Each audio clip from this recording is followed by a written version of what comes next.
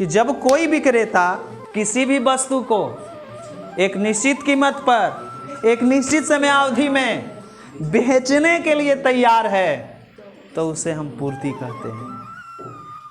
अब घर में जैसे मान लीजिए कि 200 क्विंटल धान हुआ, बात समझ लीजिएगा मेरा बात। अब 200 क्विंटल तो धान हुआ, लेकिन घर में कह दिए सब कि सब बेचिए दीजिएगा, कुछ रखिए, इसको चावल बनाइए, घर पे खाने में काम आएगा, घर के चावल खाएंगे, है कि नहीं, शुद्ध चावल खाएंगे, घर का चावल खाएंगे। तो आपने डिसीजन आपके घर में लिए कि ना ज़्यादा नहीं बेचबै, 50 क्विंटल तो बेच देबै, 50 क्विंटल बेच देबै, 150 क्विंटल के घर में हाँ ओकरा चावल बना देबै, घरे के खेबै।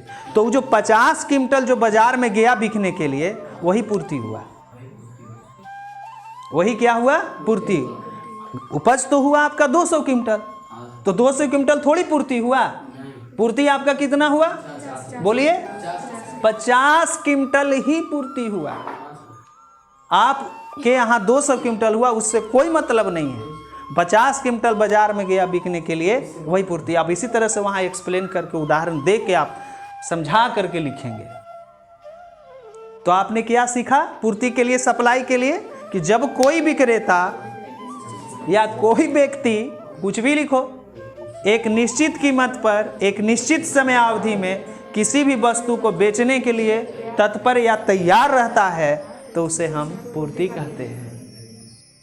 ठीक है, उसे हम क्या कहते हैं। अब उदाहरण के लिए कि किसी के घर में 200 क्विंटल धान है, 200 क्विंटल गेहूं है, उसमें से वो 50 क्विंटल गेहूं अगर बाजार में बेचने के लिए ले जाता है तो 50 क्विंटल गेहूं या धान पूर्ति कहलाएगा, न कि 200 क्विंटल धान चावल।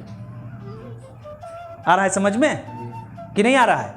तो देखो ये सब समझने का चीज। आप लोग बोलते हो इकोनॉमिक्स हार्ड है, हार्ड है। कौन कहता है हार्ड है, कौन कहता है हार्ड है।